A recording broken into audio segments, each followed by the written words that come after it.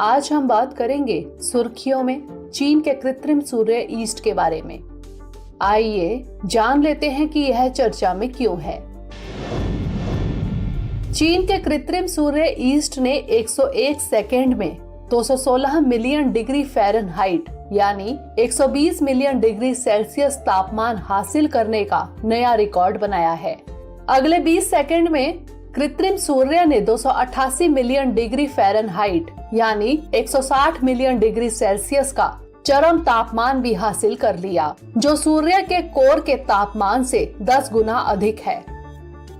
आपको बता दें कि सूर्य के कोर का तापमान लगभग 15 मिलियन डिग्री सेल्सियस तक ही पहुंच पाता है। चीन के इस कृत्रिम सूर्य का नाम ईस्ट यानी एक्सपेरिमेंटल एडवांस्ड सुपर कंडक्टिंग टोकामाक है।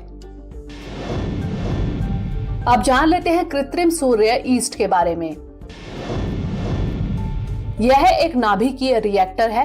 यह रिएक्टर उन्नत नाभिकीय संलयन यानी न्यूक्लियर फ्यूजन की प्रक्रिया पर आधारित प्रयोगात्मक अनुसंधान उपकरण है, इसलिए इसे कृत्रिम सूर्य कहा जाता है।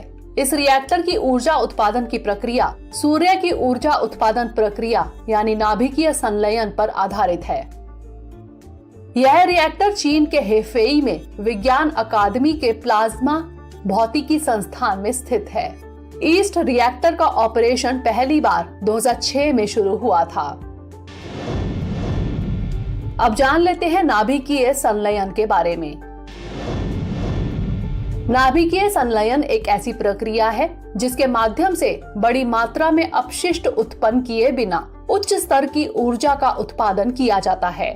नाभिकीय संलयन की प्रक्रिया में दो हल्के परमाणु नाभिक मिलकर एक भारी परमाणु नाभिक का निर्माण करते हैं। इस प्रक्रिया में अत्यधिक मात्रा में ऊर्जा उत्पन्न होती है।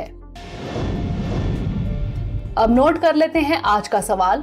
निम्नलिखित कथनों पर विचार कीजिए। पहला, चीन के कृत्रिम सूर्य ईस्ट ने 101 सेकंड में 216 मिलियन डिग्री फ़ारेनहाइट यानी 120 मिलियन डिग्री सेल्सियस तापमान हासिल करने का नया रिकॉर्ड बनाया है। दूसरा, चीन के इस कृत्रिम सूर्य का नाम ईस्ट यानी एक्सपेरिमेंटल एडवांस्ड सुपर कंडक्टिंग टोकामाक है। तीसरा, ईस्ट एक नाभिकीय रिएक्टर है। उपर्युक्त में से कौन सा यहाँ से कथन सत्य है या फिर है? ए केवल 1, बी केवल 1 और 2, सी केवल 2 और 3 या फिर डी 1, 2 और 3? इसका उत्तर हमें कमेंट सेक्शन में जरूर भेजिएगा। अगले सेशन में किसी नए टॉपिक के साथ मिलेंगे। तब तक के लिए stay tuned and stay safe.